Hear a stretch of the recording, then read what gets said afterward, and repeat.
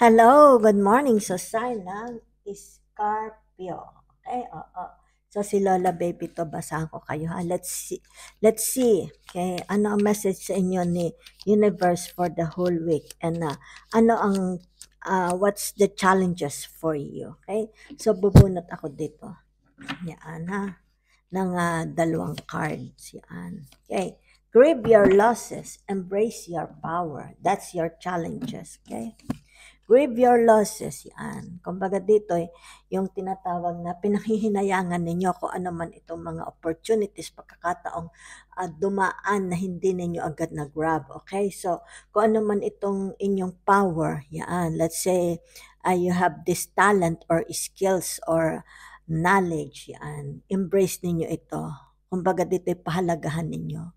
Kumbaga dito, bigyan ninyo ito ng daan. Okay? Yan. Ibig sabihin, magagamit nyo ito. Kung ano man itong power na ito, ha? Oo. Let's say it's a kind of knowledge o kaya it's a kind of gifts. Yan, ha? So, tingnan natin, ha? So, meron tayo dito tinatawag na the Emperor. Okay? With the energy of Aries. Yan. Kung ano man ito, since ito ay Three of Wands, Aries. Okay? Whatever it is na gusto ninyong i-create or i-manifest sa buhay ninyo. Okay? Nakikita dito, magkakaroon ito ng fulfillment. Okay? So dito, for some of you, nakikita ko dito, you are letting go. Okay? Kung ano man itong hindi na nakapagpasaya sa inyong buhay. Dahil kumbaga dito ay nakikita, you are creating again, manifesting again. Okay? Oo. Kung ano man itong, let's say, yan o. Kaya nga dito, embrace your power. Okay? Kung ano man itong gusto nyo i-create. Okay? It's a Three of Wands. So, ito is Aries energy. Nakikita dito, you are very, very inspired na gawin ito kung ano man ito, ha? So, kung yan dito, kumbaga dito ay you are wishing, you are praying na sana ito ay magawa ninyo. At kung ano man ito from the past na hindi nyo nagawa, yan. Okay? Kumbaga dito ay, ito ay, anong tawag dito? You are ready again. Okay? You are ready again para dito sa pagbabago. Okay? So, tingnan natin, ha?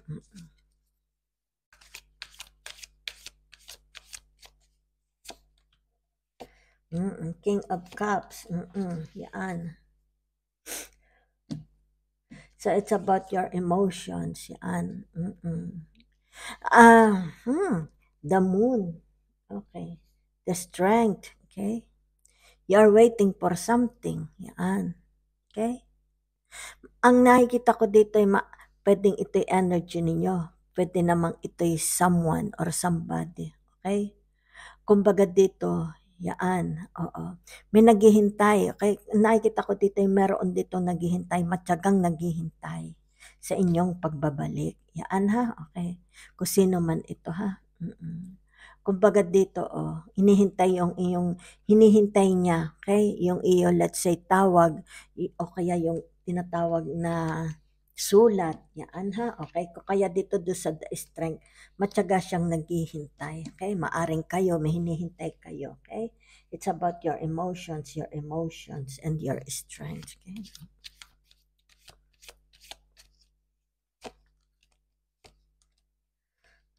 Yan. Two of Swords, okay? It's about Libra energy, okay? So it's about relationship, yan. Nine of Swords, you are thinking your loss, yan, kaya dito, grieve your losses, maaring dito, maaring dito, dahil ito yung tinatawag na Libra energy, okay, Libra energy, at pagkatapos ito naman ay Gemini, okay, maaari ito yung mga napalampas ninyo, okay, na magagandang opportunity sa buhay ninyo, na kumbaga dito, nakalantad na sa inyo, hindi pa ninyo nasunggaban, okay, kaya dito narito yung tinatawag na the Emperance, okay? The Temperance, okay? Kumbaga ito'y bagong opportunity ulit, okay? it's about showing your potentials, kung ano man ito, okay? Kumbaga dito, yan ha, kumbaga ito'y napalampas ninyo, okay? Itong magandang, it's about your career nakikita ko dito, it's about your career. So, meron kayo ditong mga magagandang opportunities na napalampas, maaring from the past, okay? Na sana'y ito'y nakapagbigay sa inyo ng tinatawag na recognition tsaka kaperahan. Yan ha, oo. So, kung kaya dito nakikita yung Sagittarius, you are given again, okay? Because this is a temperance. This time, you are giving again, okay? Opportunity para dito maipakita mo yung iyong potential, okay? Oo, dahil ito'y malaki ang potential na magagawa sa iyo na magkakaroon ka dito ng malaking pera, okay? So, tingnan pa natin ha.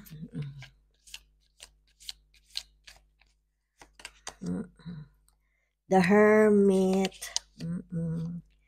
Three of Pentacles, and the Nine of Wands. Okay? Nine of Cups. Kung ano man ito, you want to discover. Kumbaga dito, narito yung nasa hermit mode ka. Okay? It's a Virgo. Pinag-aaralan mo, may hinihintay ka dito. Hindi ka dito nagmamadali. Kumbaga dito, yaan, kung ano itong hinihintay ninyo. Maybe it's about kaperahan. Okay? Yaan dito. Kumbaga dito,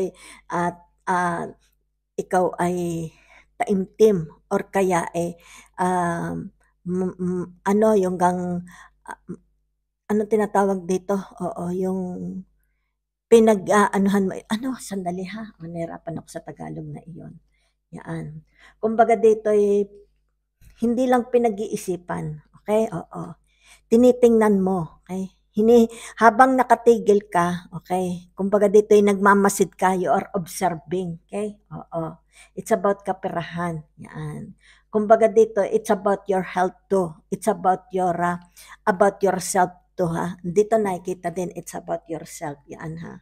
Kumbaga dito you work very hard. Okay? So dito tinitingnan ninyo yung outcome. Okay?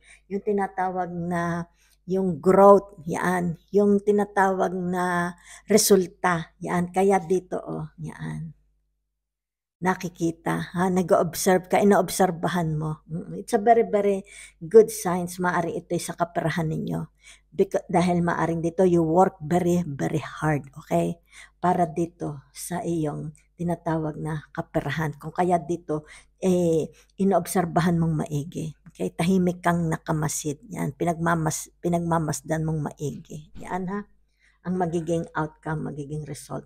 Maring ito na it's about your appearance, Kumbaga dito ay maaring dito for some of you nag-undergo dito ng tinatawag na operation. So dito yung tinatawag na inoobserbahan ninyo. Okay? Oo. Kumbaga dito nagmamasid kayo, pinagmamasdan ninyo. Yan. Kung meron dito tinatawag na improvement. Okay? So sandali lang ha. Meron dito Ace of Cups. Okay. So dito meron dito tinatawag na joyful, blissful. Yan, okay? So dito it's happiness. Yan. Kumbaga dito na-conquer ninyo itong happiness na gusto ninyo. Okay? So dito sa tinatawag na Five of Wands, narito yung Leo. Yan. Kumbaga dito, everyday is birthday, everyday is Pasko, everyday is yung tinatawag na kasayahan. Yan ha, oo. So dito, kumbaga napagwagyan ninyo. Okay?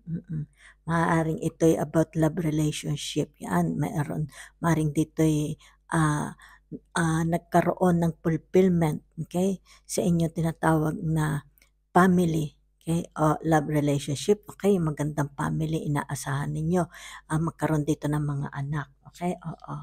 So, kumbaga dito nakikita, oo, na it's very, yan full of abundance, yung nararamdaman ninyo, contentment, ha?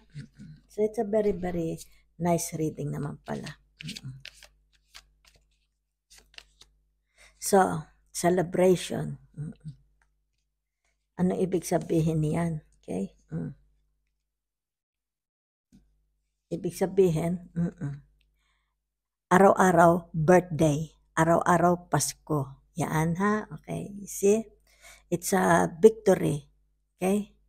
Kumbaga dito yung nagkaroon dito ng completion, nagkaroon dito ng ano tawag dito, tagumpay. Okay ha? Maaari ito sa relationship, maaari sa inyong pamimera. Okay, yan ha. So dito, ang nakikita ko, you want to travel. Okay, nagbabalak kayong magbakasyon. Yan. So dito nakikita, okay? Oo. Meron kayo ditong gusto uling pag-aralan, okay? Kumbaga dito ay meron kayong napipinto sa puso ninyo na gusto ninyong gawin, gustong-gusto ninyong gawin, okay? Maybe it's a hobby. Yan ha. So dito nakikita for some of you yung tinatawag na the justice, okay? It's about love, Venus, okay? So maaring dito magkakaroon for some of you ng tinatawag na tagumpay sa pag-ibig, sa love relationship, tagumpay sa hanap buhay, tagumpay sa pamimera. So all in all, napakaganda po ng reading for you. Okay? Oo. So maaring dito, yan, yung tinatawag na family reunion. Okay? So maaring dito, magkakaroon dito ng yung inyong mga wishes, dreams, prayers will be answered. Okay? Oo. So for some of you dito na naghahanap ng bagong pag-ibig, yan matatagpuan. Okay? So for some of you, yung tinatawag na gusto ninyong mag-create or manifest something, mangyayari po ito, ha? Okay. So, thank you very much.